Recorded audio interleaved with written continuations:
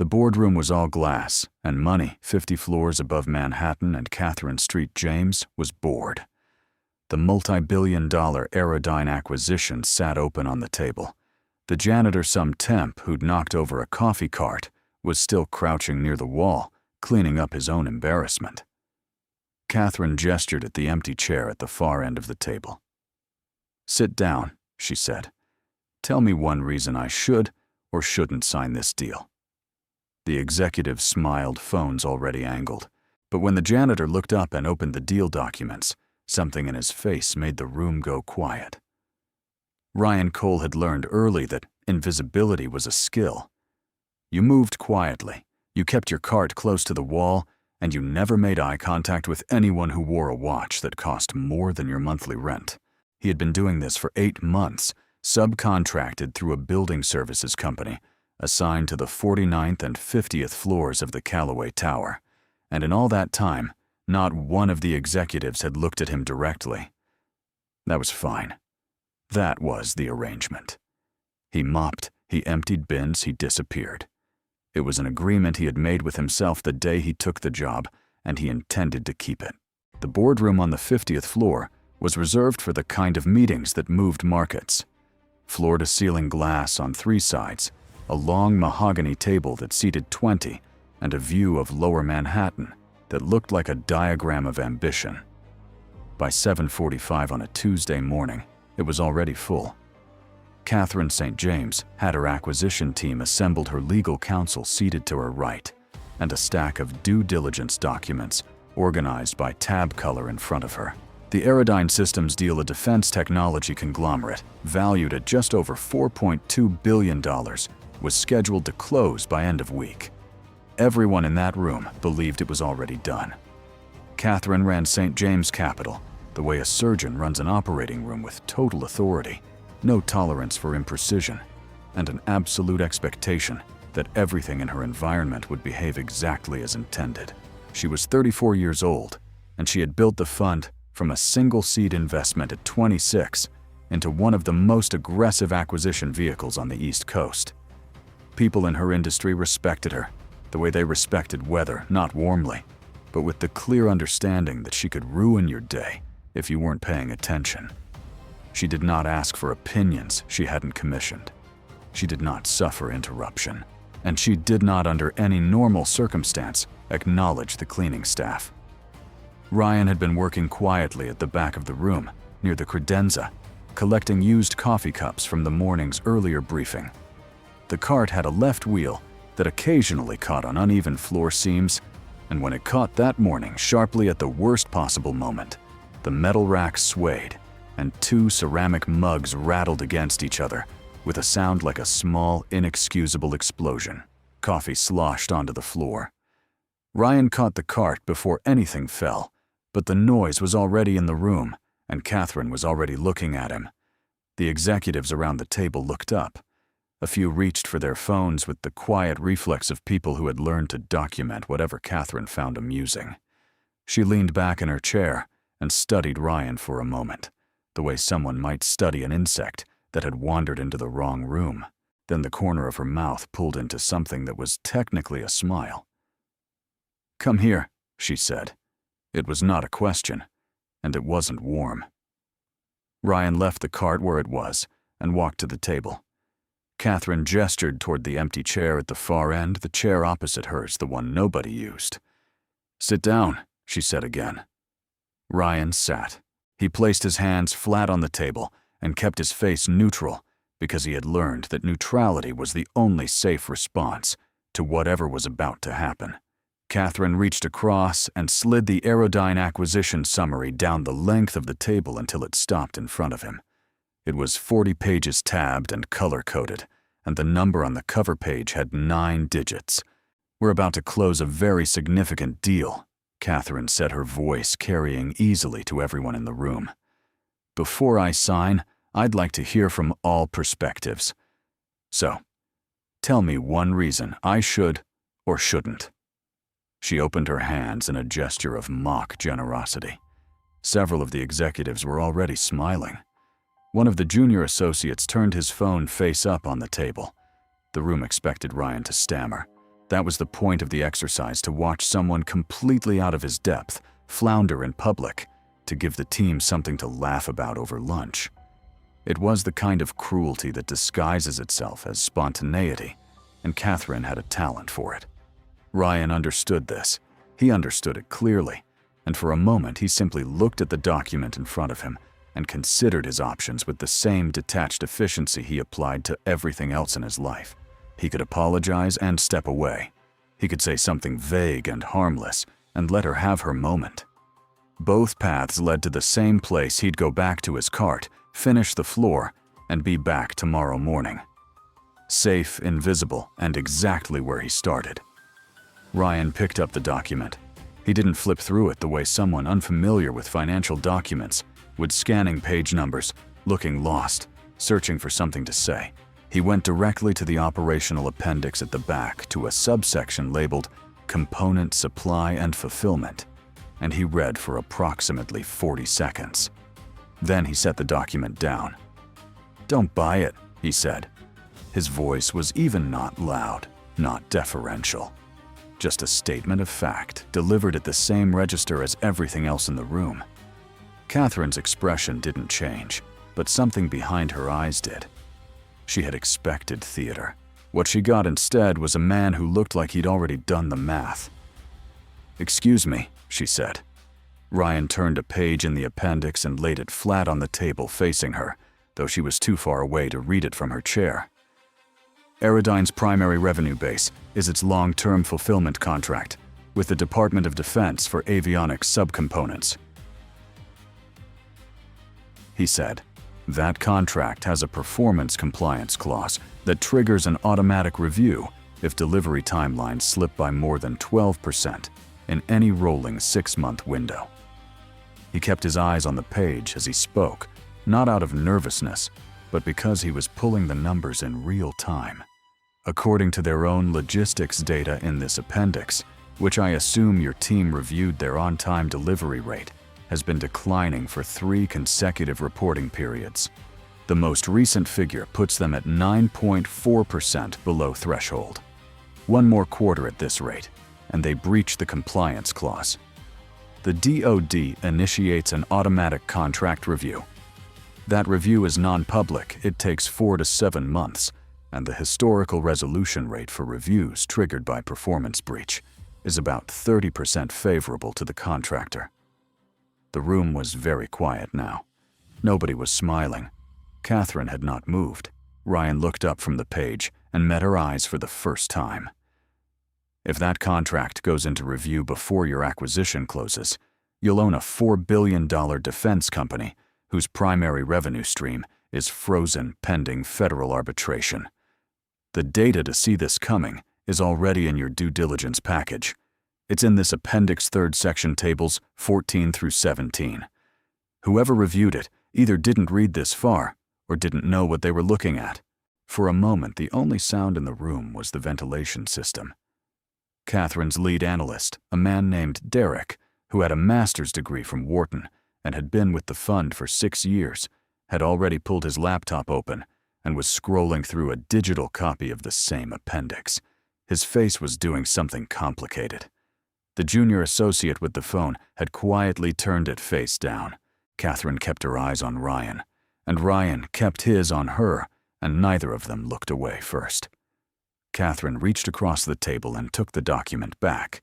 She turned to table 14 without being told which page. Her eyes moved across the numbers, once then again slower. Derek looked up from his laptop and gave her a single nod that she didn't acknowledge. She had already seen what she needed to see. Ryan watched her process it, the slight tension in her jaw, the almost imperceptible way her shoulders recalibrated, and he knew she was doing exactly what he had done. Pulling the implications forward, running the resolution scenarios, calculating the exposure. She was fast. He would give her that. Catherine set the document down.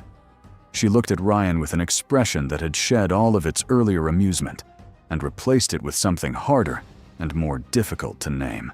She did not say anything immediately, and the silence carried the particular weight of a room full of people waiting for someone far more powerful than them to decide what the silence meant. Ryan stood up from the chair, pushed it back neatly, and looked at her one more time. "That's all I've got," he said, and he walked back to his cart, straightened the rack, and rolled it quietly out of the room. Nobody stopped him. Nobody said anything. And Catherine Street, James, for perhaps the first time in a decade, sat at the head of her own table and said nothing at all. Catherine did not sign the Aerodyne deal that morning. She told her legal team to hold the closing documents and sent her analysts back into the data room with a single instruction: verify every line in the operational appendix, starting with tables 14 through 17. It took Derek and 2 junior associates 4 hours. When they came back, Derek set a printed summary on her desk and said, with the careful neutrality of a man acknowledging a mistake he did not make personally, that the numbers were exactly as the janitor had described. The compliance trajectory was clear. 1 more quarter and Aerodyne would be in federal review. The acquisition at that price would have been a catastrophic overpay for a frozen asset. Catherine pulled the deal. She did it quietly, through a single communication to Aerodyne's board, citing unresolved due diligence concerns. 3 weeks later, Aerodyne's DoD contract went into formal review exactly as Ryan had predicted. The financial press picked it up immediately, and because Catherine had walked away at the last possible moment before signing, the story that emerged was the one that always emerges. When powerful people get lucky at the right time, she was a genius. She had seen something nobody else had.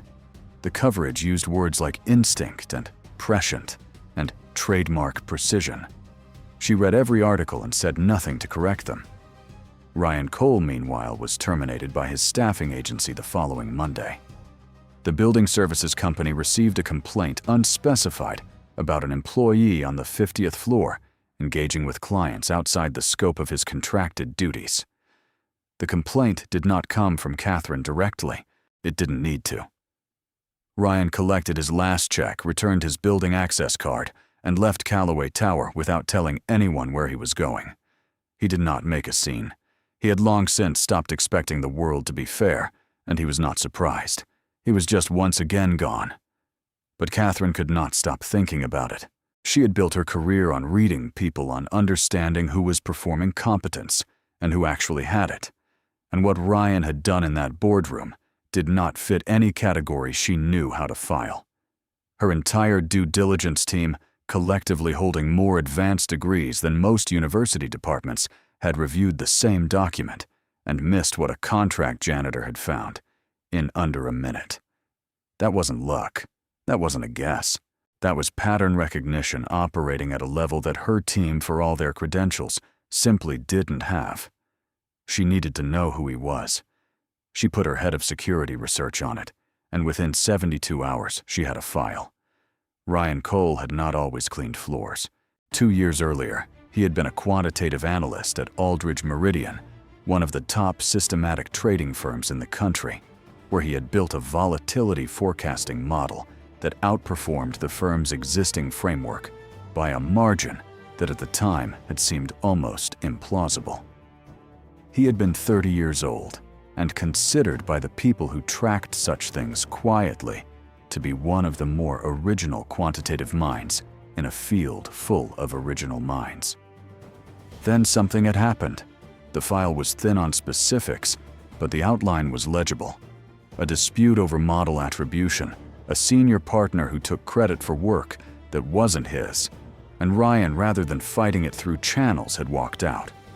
The firm had blacklisted him through back channels, the way firms do when they feel embarrassed rather than guilty. And the industry, which is smaller than it looks from the outside, had closed around him like water over a stone. He had been unreachable ever since. Catherine found him through a contact at his former staffing agency and arranged a meeting at a coffee place in Midtown that was loud enough for a private conversation.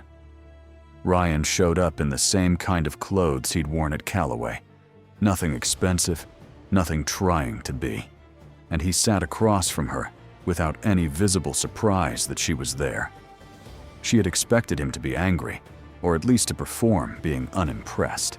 Instead, he just looked at her, with the same even measuring expression he'd had in the boardroom, as if he was still running calculations she couldn't see. Catherine put her offer on the table without preamble, head of quantitative strategy at St. James Capital, a compensation package she named in full, without softening at full authority over the quant team and a direct reporting line to her. No intermediaries. Ryan listened to all of it without interrupting. Then he said, "You humiliated me in front of 15 people for your own entertainment." Catherine held his gaze. "Yes," she said. "I did." Ryan looked at the table for a moment. He knew what this world was. He had lived inside it long enough to know exactly how it operated, how it chewed through people, and then hired them back when it needed something from them, and how the powerful always found a way to frame their self-interest as opportunity. He also knew that he was 32 years old, that his savings were nearly gone, and that the particular mind he had was being wasted on tile grout and coffee stains. He had made his peace with invisibility, but he had never made peace with irrelevance.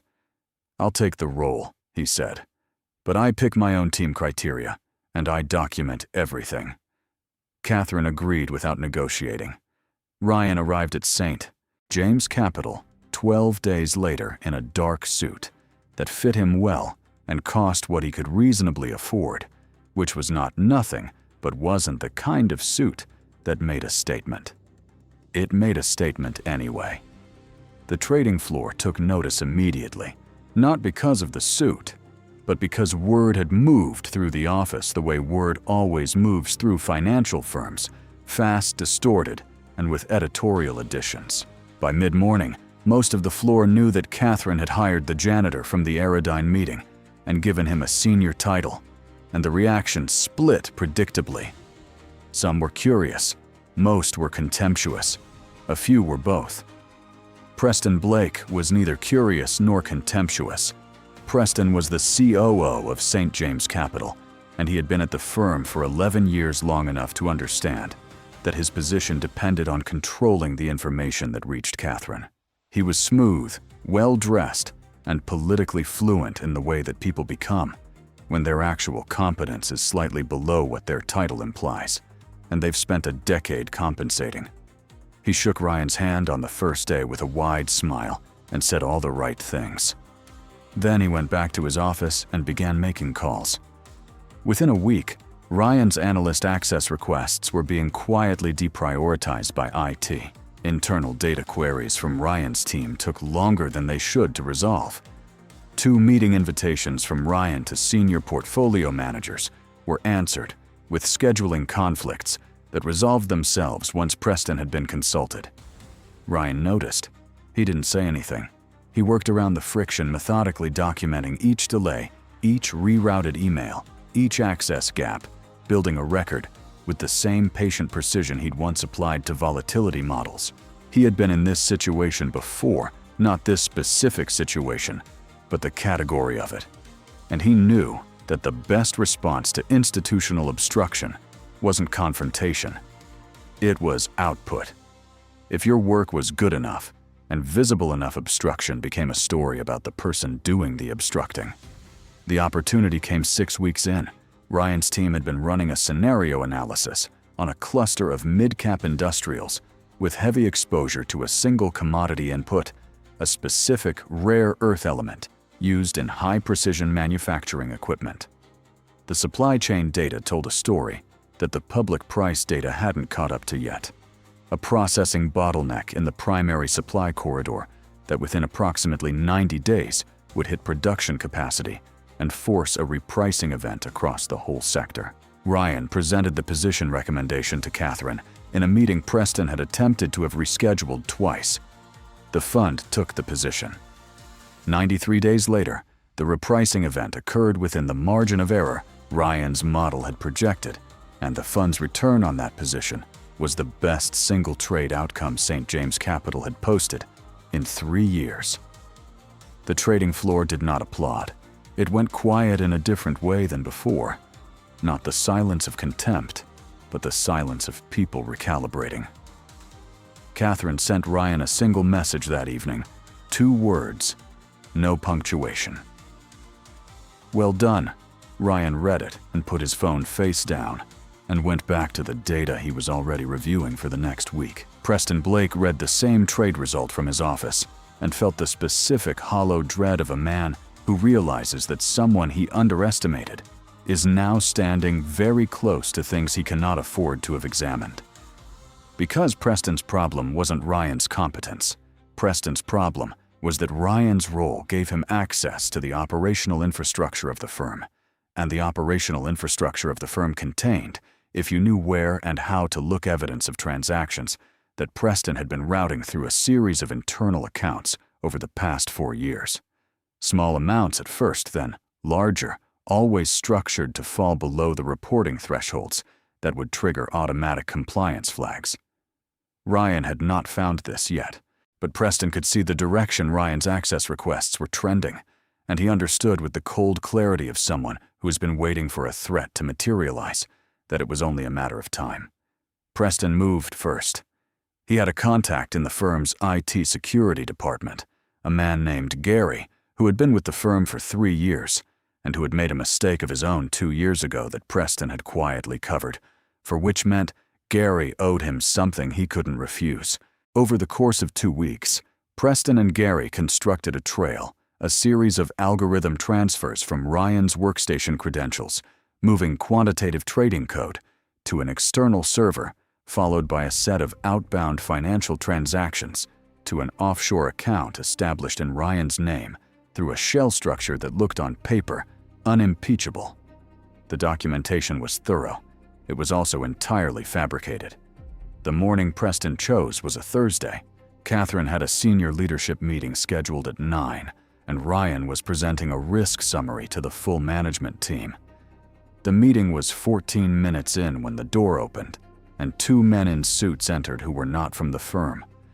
Preston stood up from his chair with an expression of performed reluctance that he had clearly rehearsed. He said he had an obligation to inform the room that the firm's compliance division had identified potential unauthorized activity linked to Ryan's access credentials, that external investigators had been contacted, and that he was sorry to have to do this here. One of the men in suits asked Ryan to stand up. Catherine looked at the 2 men. Then she looked at Preston. Then she looked at Ryan, who was already standing, his face completely still, his hands at his sides. There was a folder on the table in front of Preston, physical, printed, deliberately visible, and Preston pushed it toward Catherine without opening it. "It's all in there," Preston said. His voice was steady, measured, the voice of a man doing something regrettable but necessary. "The transfers, the account records. I wanted you to have the documentation before anything else happened." Catherine reached out and touched the folder, but did not open it. The room was completely still. Ryan looked at her, not pleading, not performing innocence, just looking, and said nothing, because there was nothing to say that would matter more than what she chose to do with the next 30 seconds. She looked at the folder. She looked at Ryan.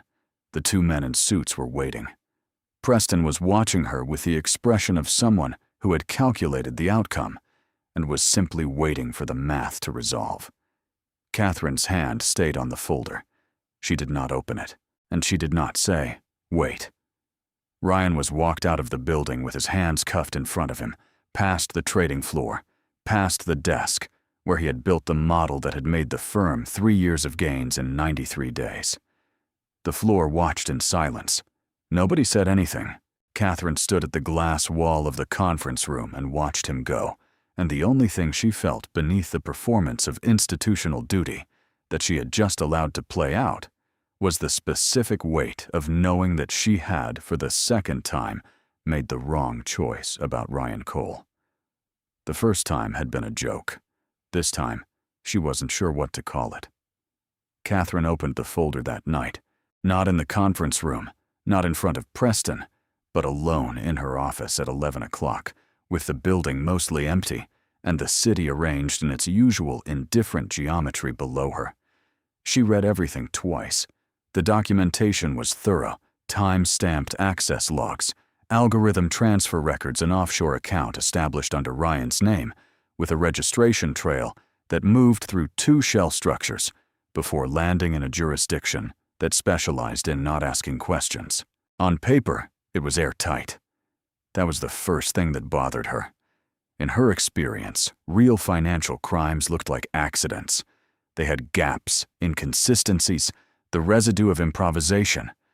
What Preston had given her looked like a proof of concept. Every piece aligned perfectly, every timestamp, clean, every document present and accounted for. It was the kind of evidence that exists when someone has spent time building it, rather than the kind that exists when someone has actually done something wrong. She closed the folder and sat with that for a long time. Then she called her head of security research at 11:47 and told him she needed an independent technical audit of the transaction logs by 8 the following morning. Not from the firm's IT department, from outside. The auditor came back to her at 7:53 with a finding that was small, specific, and definitive. The outbound algorithm transfers attributed to Ryan's credentials had been initiated from a workstation on the 38th floor, Preston's floor, Preston's section of the building, routed through a VPN profile that had been created 11 days earlier and assigned to a generic service account that no active employee was supposed to be using. Ryan's apartment, where the transactions had supposedly originated outside business hours, had an IP address that appeared nowhere in the actual log data. Someone had generated the documentation to say one thing, while the underlying technical record said another. The auditor had found the discrepancy in the routing metadata, the kind of detail that only matters if you're looking for it, and that Preston had apparently assumed nobody would look for. Catherine read the audit summary, once set it face down on her desk, and made a call to her chief legal officer. Then she made a second call, this one to a number she'd had to work to obtain, and waited while it rang 4 times before Ryan picked up. His voice was flat and careful, the voice of someone who had spent a night deciding how much to trust. "I know what you found," Catherine said. "The transfers came from inside the building. Preston's floor. I have the routing data." Ryan didn't say anything immediately. Catherine continued. "He's going to move. If he hasn't already started, he's going to liquidate whatever he's been holding inside the firm and clear the logs before any formal investigation can pull them. I need you to come in. Right now." Ryan said, "You let them walk me out in handcuffs." His voice wasn't angry. It was factual, the same register he used for everything, and somehow that was worse than anger. Catherine did not offer an explanation because she didn't have one that was worth the time it would take to say it. "Yes," she said, "I did. And I'm asking you anyway." There was a long gap on the line. Then Ryan said, "I'll be there in 40 minutes. He arrived at the building through the parking structure which Catherine had cleared for him, and they went directly to her office without passing the trading floor. Catherine pulled up everything her legal officer had already secured from the night's preliminary review. Preston's internal account activity over the past 4 years, the pattern of small transfers that had been structured to stay beneath compliance thresholds, the cumulative total that now sat at just under $18 million routed out of the firm across 31 separate transactions. It was not subtle if you were looking for it. It was nearly invisible if you weren't. Ryan sat at her desk and looked at the data, the way he looked at everything quietly with the full weight of his attention. And within 10 minutes, he had mapped the structure well enough to know where Preston would have to go to complete his exit. "He hasn't triggered the final transfer yet," Ryan said. "The last offshore leg is still pending. If he executes it before the end of trading today, the funds clear overnight, and the jurisdictional recovery process takes 18 months minimum." He looked at Catherine. "You need to keep him in the building and keep him busy until I can lock the outbound pathway and restore the original log data from the server backup that IT hasn't wiped yet." Catherine said, "How long do you need?" Ryan said, 90 minutes, maybe less. Catherine said, "I'll give you 2 hours." She went down to Preston's floor at 9:15 and told him she wanted a full operational review before the investigators returned with their formal request, and that she needed him in the room to walk her through the firm's internal account structure personally. Preston's expression was carefully managed. Cooperative concerned the face of a loyal COO, helping his CEO navigate a difficult situation. He followed her into the main conference room on the 38th floor and spent the next hour and 40 minutes answering questions that Catherine had constructed specifically to require long, detailed answers. She asked him about account categories she already understood completely. She asked him to explain reconciliation processes she had reviewed personally 3 years ago. She kept her voice even and her attention apparently genuine, and she watched his eyes for the moment when he would calculate that something had changed. That moment came at 10:52. It was subtle, a slight shift in his posture, a fractional increase in the speed of his responses, and it told her that he had either received a notification he couldn't act on or had reached the limit of what he could delay. Catherine kept talking. She pulled another document from her folder and laid it on the table and asked him to explain a specific reconciliation entry from the previous fiscal year.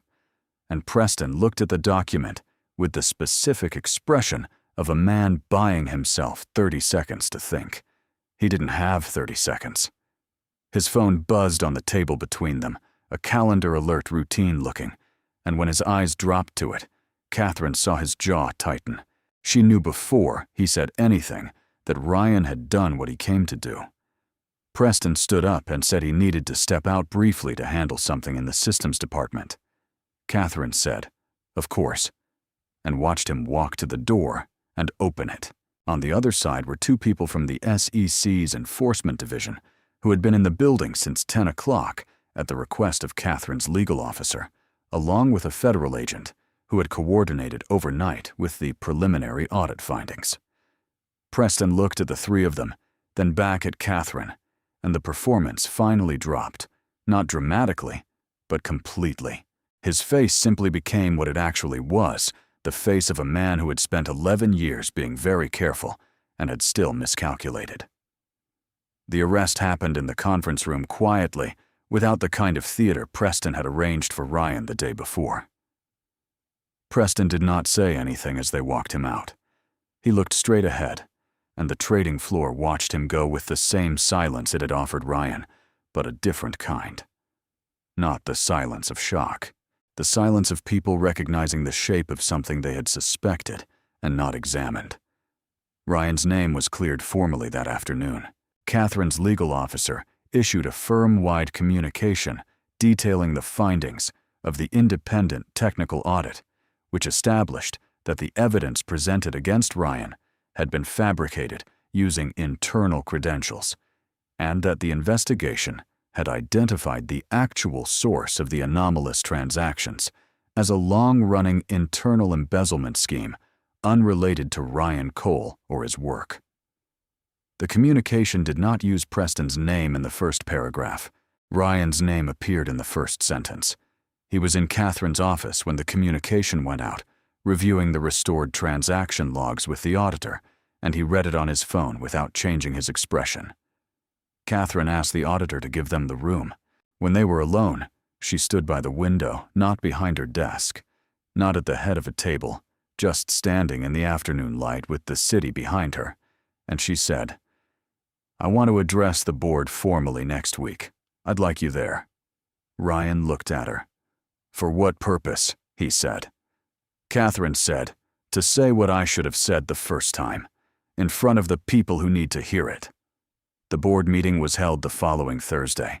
14 people around the table plus Ryan in a chair along the wall, positioned where observers sat.